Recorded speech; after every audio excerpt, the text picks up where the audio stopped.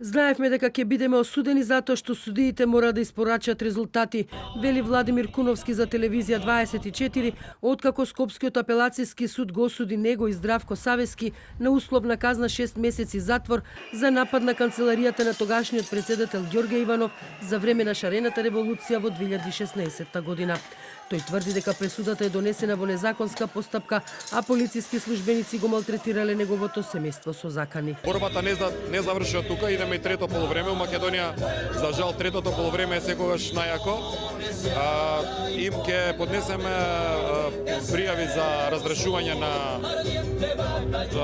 најмалку тројца суди од апелацијонен суд и прекршечна постапка заради малтретирање и закани кон моето семејство од овластен полициски службеник. Од Хелсиншкиот комитет изразија незадоволство и разочарување од пресудата, со која велат оттаму судовите испраќаат порака до граѓаните да останат безгласни и пасивни пред корупцијата, криминалот и неправдата. Од апелација, она што беше забележливо е што не успеваше ни висшето јавно обвинителство, ни самиот суд да ги среди доказите на обвинителството, а воопшто не обрна внимание или многу малце обрна внимание на доказите на одбраната.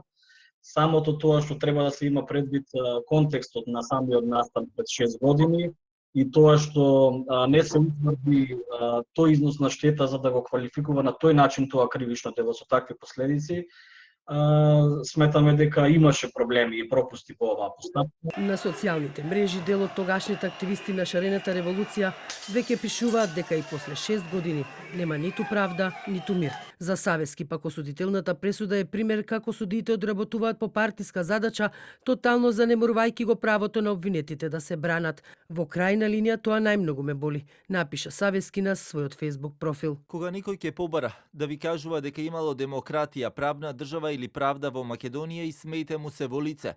Ова што нас ни го направија не е никаков исклучок, туку само уште еден од редицата примери колку е гнил правниот и политичкиот систем. Ми се гади од нив. Инаку кривичниот суд Скопје на крајот на 2018 година ги ослободи и Савески и Куновски поради недостиг на докази дека ја демолирале канцеларијата на председателот Иванов. Сепак по жалба на обвинителството, повисокиот апелацијски суд од Скопје укина ослободителната пресуда.